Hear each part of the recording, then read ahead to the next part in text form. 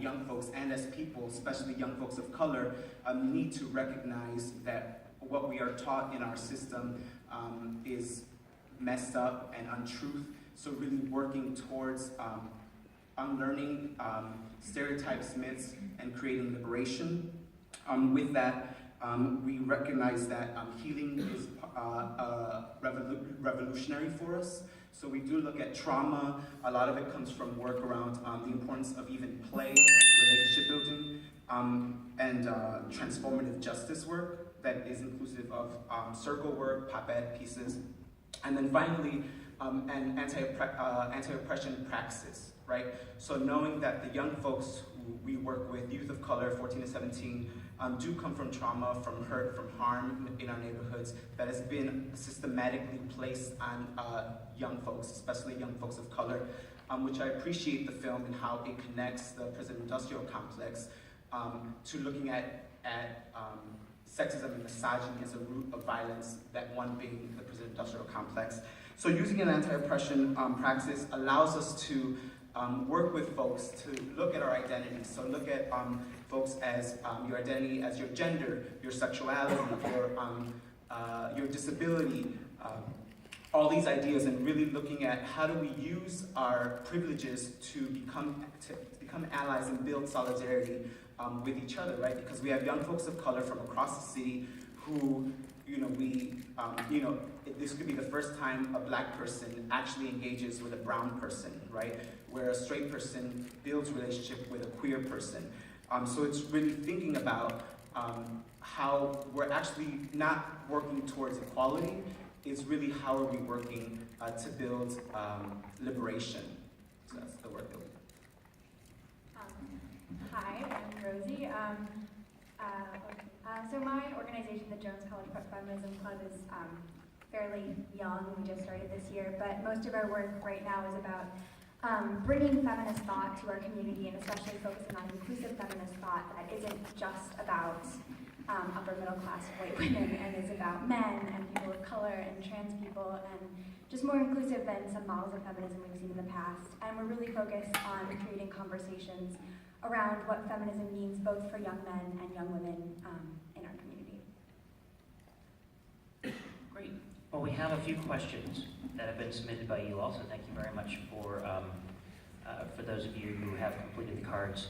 The first question is this. By telling a boy or a man to allow himself to be more vulnerable or emotional, while the rest of male culture tells him otherwise, doesn't it make it harder for that individual to function in society? The follow-up questions are, what can women do and what can schools do in this regard? For us, the work that we do at Freedom School is we know that we're creating this brave space, this holistic space where we become family and community together, and we're accountable to each other. So, but we're also real of that as either adults or allies. We're not, in my case, I'm no longer in school, right? I'm not having to take the bus, even just to come to Chicago Freedom School, having to go from the South Side, getting on the bus, having to deal with all these people with personalities, with spirits, right? Coming to, or going to school and having to put on a mask. We recognize that that's because of our culture, as the movie was saying, we have to put on those masks. So one, it's important to create a space where you can release that mask or start to think about why we put on these masks, right? So we're not saying necessarily don't have a mask, right? Because that's the society that we're living in, that we're trying to shift.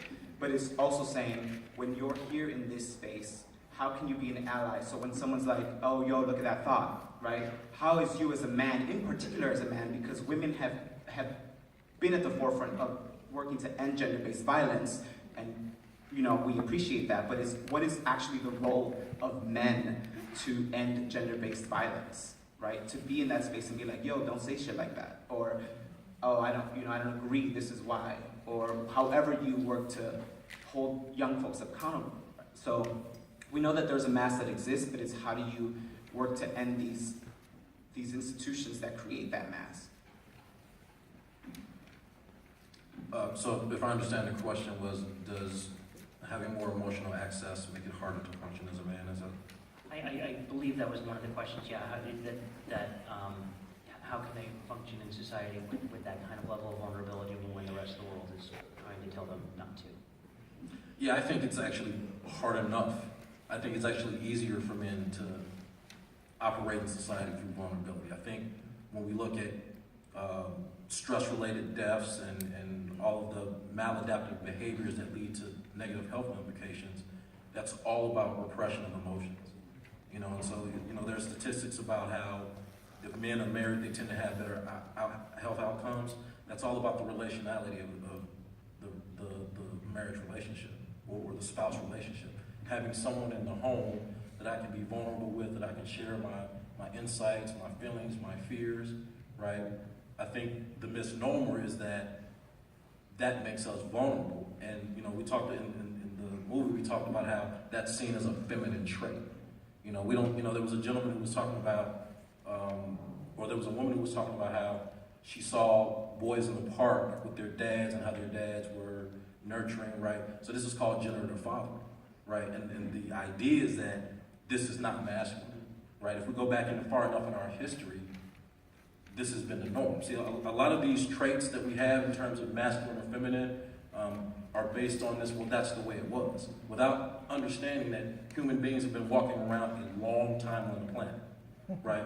So you were talking about, you know, a straight person versus a gay person versus, right? So LGBTQ, the letters get longer. We get more and more, and it's because we're actually telling ourselves that it makes sense to create more and more categories for human nature, right? At some point in human nature, we decided, okay, we have to define ourselves as gay or straight or bisexual or queer or whatever, and that has some type of overshadowing importance that outweighs our basic humanity.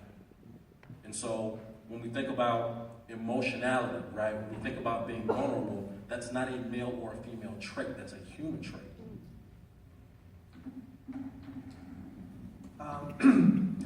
So if I think about the program Urban Warriors, you know, some of the modules that it touches on is around identity and manhood, suicide and grieving.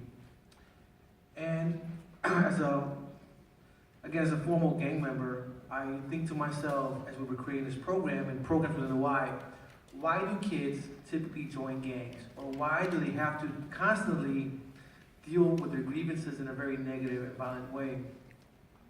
So I think there's many ways that we could deconstruct that. And kind of getting to the question, I think a lot of it has to do with what form of social capital, or in this case, what form of male role models do they actually have? I mean, it was one of the biggest questions that was, you know, highlighted in the documentary. I think to myself that our kids that we work with, which typically they're kids who are not necessarily involved in school, so thinking about what that narrative already is for them, and how do they perceive themselves? How do they walk around with these masks on a day-to-day basis? Because for them, it's about survival. So how do I understand that and really not only acknowledge that, but affirm that within terms of the work that we're doing and the interventions that we're creating? Because I also would say that we spend millions of dollars in creating violence prevention programs, and some of it, to be quite honest, is we keep funding things that don't necessarily work, but we fund them because there's no other solutions out there. And so I think to myself, well, kids typically respect and gravitate, and again, by kids, I mean the youth that we work with at Dwight. They gravitate to other gang members or ex-gang members, and they gravitate to veterans. But why? Why veterans? Because of violence. Because they also feel that they too, based on their identity within the gang, that is for them another form of how they relate. In other words, that's their military. That is their rite of passage, exactly. And so I think that one way to address this is how do you counteract that? When you got 10 people that are modeling a negative identity around manhood, and yet you have maybe a veteran and a mentor that spend a number of hours throughout the week to counteract that. And I think a lot of it is about relationship building. A lot of it is about exploring these topics that typically we don't feel comfortable in talking about. And often it's done through circles, and sometimes it's done through one-on-ones that individuals have. But I think at the end of the day, it's really about the relationships, and it's about who is doing the work, who is counteracting this model, right? And again, you know, if I think of my frontline staff, 100% of them are people who come from the community, who in many cases who mirror a lot of our kids. And if I think about our veterans, these are veterans who are still struggling, who have been able to cope, but because of that shared experience around violence, they're able to connect with some of our kids. Yeah, I'll just briefly say the work that we do at our company is tackling interpersonal violence on college campuses and military installations, in particular sexual violence. And one of our programs for many years used monolithic gender role stereotypes to engage young people in this discussion.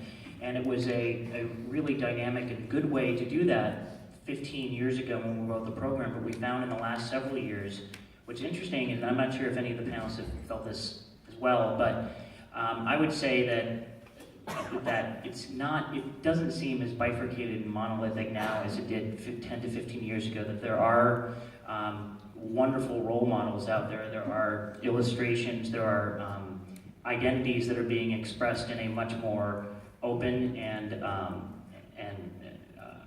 empowering way, so that in some cases I found that some of our, the young men and women that we speak to are actually insulted when we're just using, the quote-unquote stereotype of what it is to be a man or what it is to be a woman. That 17 and 18-year-olds are already saying, look, I am not that, so please don't pigeonhole me as that.